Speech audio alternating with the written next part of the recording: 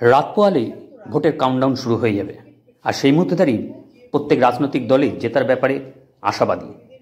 শুধু দেশ নয়, রাজ্যেও কে কটা বেশি আসন পাবে তা নিয়ে চলছে কিন্তু তুমুল তর্ক বিতর্ক। চায়ের দোকান থেকে শুরু করে রাস্তাঘাট সবাই কিন্তু কাউন্টডাউনের দিকেই তাকিয়ে কার দখলে থাকবে। সেই মুহূর্তে দাঁড়িয়ে আমরা প্রতিক্রিয়া নিলাম জয়নগরের বিজেপি প্রার্থী অশোক কান্ডারি। তিনি জানাচ্ছেন তিনি 100% বিশ্বাসী তিনি এবার জয়নগর থেকে জিতবেন। সেই প্রতিক্রিয়ায় আপনাদের সামনে তুলে ধরছি সমাচার টিভি পদ্মার বাংলায়। দেখতে থাকুন সমাচার টিভি, মুখোশের আড়াল থেকে সত্য পথে। কিছু জায়গায় ওখানে 10 জন 12 জনের মাথা ফাটে দিয়েছে, তাদেরকে ভোট দিতে দেবে না। আমি শেষে যাই, গিয়ে তাদেরকে রেস্কিউ করে ভোট দেওয়াই। সাধারণ মানুষ ভোট দিয়েছে, প্রতিবাদ করেছে, ভোটটা দিতে চাইছে, কারণ তো একটাই, এই সন্ত্রাসের বিরুদ্ধে ভোট দেওয়া। মানুষ তো ডেফিনেটলি পরিবর্তন জন্য ভোট দিয়েছে। বিরোধী দলের নেতা শুভেন্দু অধিকারী তিনি কিন্তু ভাঙড়ে বেশিরভাগ বুথে কিন্তু ভোটের দাবি তুলেছে পুনরায়, সেই প্রসঙ্গে কি বলবেন? ব্যাপার যেটা, যারা ভোট পরিচালনা করেছে, এখন তো মডার্ন যুগ, সিসি ক্যামেরা চেক করলেই বুঝতে পারবে যে ভোট রিগিং হয়েছে কিনা, বুথ দখল হয়েছে কিনা, সেটা তো বুঝতে পারবে। দাবি খতিয়ে দেখবে, দেখে মানুষ যদি গণতন্ত্র সাধারণভাবে ভোট দেয় তাহলে দরকার নেই। যদি দেখা যায় যে ভোট লুট হয়েছে তাহলে তো ডেফিনেটলি রিপোর্টের দরকার আছে। ক্যানিং গোলাবাড়িতে এলাকায় ব্যাপক বোমাবাজি, তার সাথে কিন্তু ইট বৃষ্টি, যেটা বলা যায় বিজেপি কর্মীদের এলোপাতাড়ি মারধর, তারপরেও সাংবাদিককে মারধর, সেই প্রসঙ্গে কি বার্তা দেবেন নির্বাচন কমিশনের কাছে?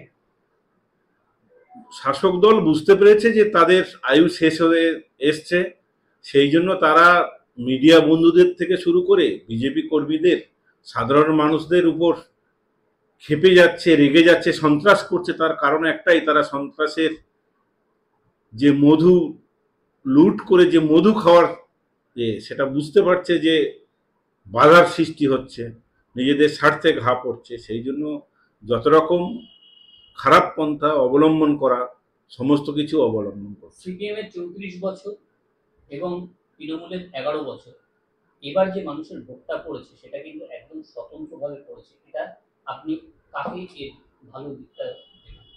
মানুষ অন্যায়, অত্যাচার, গণতন্ত্র লুট, অপশাসন, শিক্ষার, প্রকৃত শিক্ষার জন্য মানুষ পথে নেমে গেছেন, মা বোনেদের সম্মান রক্ষার্থে, সমস্ত কিছুর জন্য মানুষ, জনসাধারণ পথে নেমে গেছে। ভোট দেওয়ার জন্য পরিবর্তন ডেফিনেটলি দরকার। এবার কি তাহলে কেন্দ্রীয় বাহিনী একটা যথেষ্ট বড় ভূমিকা পালন করবে? কেন্দ্রীয় বাহিনী বড় ভূমিকা নয়, মানুষই, জনসাধারণই বড় ভূমিকা। জনসাধারণই যেভাবে পথে নেমে এসেছেন, যেভাবে প্রতিবাদ করেছেন, বুথে যেতে দেবে না, 2বার 3বার আটকেছে, তারপরেও ভোট দিতে গেছে, এই জনসাধারণকে আমার শতকোটি প্রণাম, যারা অন্যায়ের বিরুদ্ধে রুখে দাঁড়িয়েছে। 3টে এক্সিট পোল, একটা হচ্ছে পিকে, একটা হচ্ছে আস্তাক, একটা হচ্ছে আজকে, আপনার খুশি লাগছে? ডেফিনেটলি যেভাবে মানুষ, জনসাধারণ গণতন্ত্র প্রয়োগ করে পরিবর্তন চাইছে, ডেফিনেটলি আমরা জয়লাভ করব। এবং সাউথ 24 পরগনার যদি ইতিহাস সৃষ্টি হয়, একটা ঐতিহাসিক ডেভেলপমেন্ট করে আমরা সাধারণ মানুষকে বুঝিয়ে দেব যে শান্তি কিভাবে প্রতিষ্ঠা করা যায়, কিভাবে ডেভেলপমেন্ট করা যায়, কিভাবে মানুষের পাশে থাকা যায়, সেই বার্তা ইতিহাসই বলে দেবে। আপনারা যদি 27 থেকে 30টা সিটের বেশি পান তাহলে কি অনাস্থা ভোট থাকবেন? কেননা দুর্নীতি যেভাবে ছেয়ে গেছিল। না, সেটা সেই রকম কোনো ব্যাপার নয়। ডেভেলপমেন্ট, উন্নয়ন, ভোট যেমন প্রসিডিওর আছে, যতদিন অন্তর হবে সেটা চলবে। রাজনৈতিক মহলে একটা ধারণা আসছে যে এ রাজ্যে কিন্তু অনাস্থি ভোট, একটা অনাস্থা ভোট যেটা দুর্নীতির বিরুদ্ধে হয়, আপনারা কিন্তু নতুন ভাবে বিধানসভা সাজাতে চাইবেন। এটা কি? না, সেই রকম ধরনের কোনো আমাদের ইচ্ছা নেই, বার্তাও নেই, আর এটা নিয়ে আমার মতামত দেওয়াটা ঠিক হবে না। জয়নগর লোকসভা কেন্দ্রে জয়ী হওয়ার পর কি কি কাজ বাকি থাকবে মানুষের জন্য, মানুষের সাথে কি কি প্রথম কাজ শুরু করবে, সেটা কি? ডেফিনেটলি আমরা সাধারণ মানুষের পাশে থাকতে চাইছি। সত্যিকারের কথা, প্রথম যদি বলেন, আমি বলবো আগে শান্তি প্রতিষ্ঠা করো, তারপর সাধারণ মানুষের সুশিক্ষায় শিক্ষিত করে সুশাসন দরকার।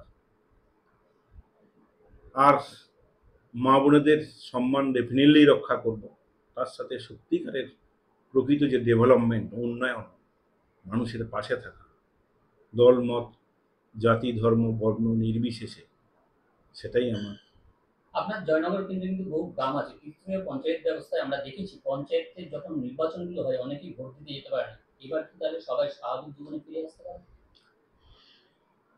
ডেফিনেটলি মানুষ, সাধারণ মানুষের অধিকার গণতন্ত্র প্রয়োগ করা, মানুষ যাকে চাইবে তাকে ভোট দেবে, মানুষ চাইলেও আবার পরিবর্তন করতে পারে, সেই অধিকার মানুষের জন্য, মানুষের কাছেই থাকবে। মানুষ চাইলে রাখবে, না চাইলে অন্য কাউকে আনবে।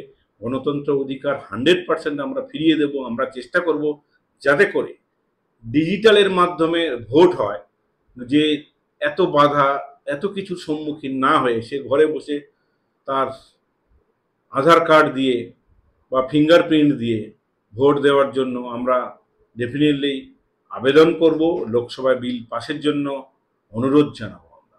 14 জুনের পর যেটাই ফলাফল হোক না কেন রাজ্যবাসীর উদ্দেশ্যে কি বার্তা দেবেন?